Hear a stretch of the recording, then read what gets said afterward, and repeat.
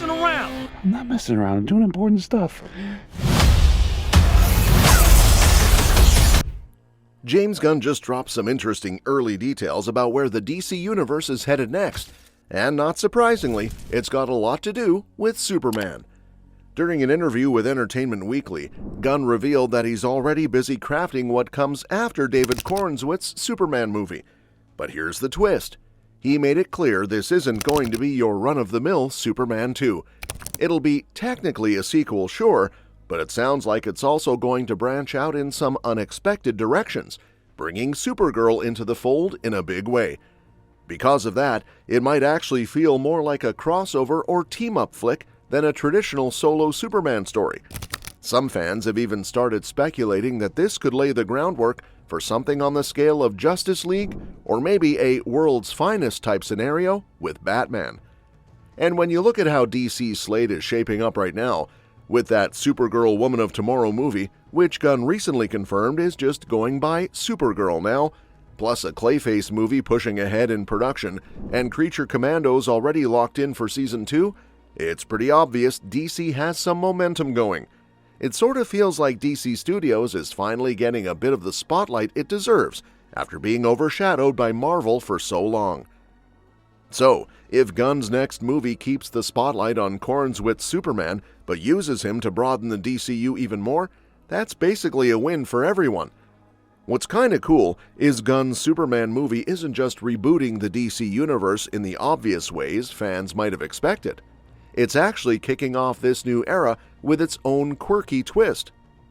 Remember how, back in the early days of the MCU, Marvel pretty much invented the blueprint for post-credit scenes? They'd tease future movies and sneak in characters or plot threads that wouldn't play off until years later. It was such a fun trick that it's become almost standard in Hollywood. So naturally, people went into Superman expecting some credit scenes that set up the Lantern Show, or maybe even the Supergirl film slated for 2026. And sure, Gunn's Superman does have 2 post-credit scenes, but interestingly enough, neither of them actually tease up any officially announced DC project. That might sound like a weird choice for a big relaunch of the DCU, but it doesn't mean the movie didn't plant seeds at all. Right before the credits roll, there's that awesome moment where Supergirl, played by Millie Alcock, shows up at the Fortress of Solitude to snatch back Krypto, who Clark had been watching over. It's a playful way to start building her into this universe, just done within the main story instead of dangling it after the credits. Then there are those 2 actual credit scenes, which take a completely different approach than most superhero movies these days. Instead of using them to reveal big new characters or major plot twists, they're more about giving audiences some extra flavor and spotlighting a couple of scene-stealing characters. The mid-credit scene is probably the cutest of the 2. It's just Superman chilling with Krypto, floating way out in space, maybe even on the moon, gazing back at Earth. It's almost identical to that early teaser poster DC released, which showed Corenswet's Superman and Krypto with the planet hanging behind them. It's a quiet moment that drives home their bond, especially since most of the movie had Clark either scolding or trying to rein in his superpowered dog. Sure, he found a way to channel Krypto's chaos when they needed to beat Ultraman at the climax, but until the very end, Krypto's still kind of a handful. So it's only in the peaceful scenes back in Kansas, and then in this mid-credit scene, that we see them finally enjoying each other's company. Then you've got the proper post-credit scene, which is basically just another fun character beat. It features Superman and Mr. Terrific, played by Eddie Cathegi, looking over a building that had been split in 2 by a dimensional rift, and then kind of sloppily stitched back together when Terrific closed it. Superman points out it's a little bit off, and Terrific immediately gets defensive, saying he did the best he could. After a few more grumbles, Terrific stomps off, kicking rocks along the way, while Superman calls after him, awkwardly trying to apologize.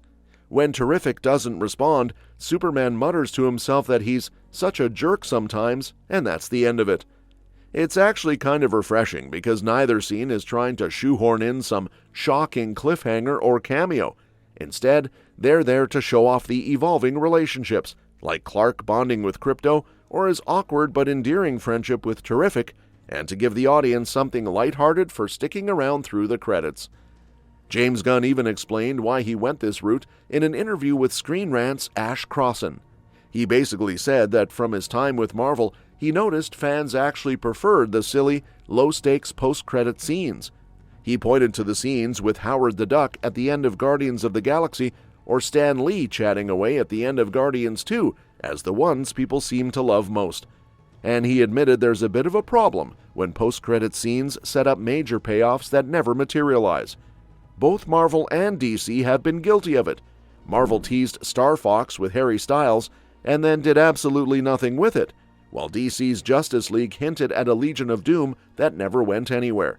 Plus, there was the whole awkward situation where Black Adam teased Henry Cavill's Superman only for DC to pivot and bring in Gunn's reboot right after.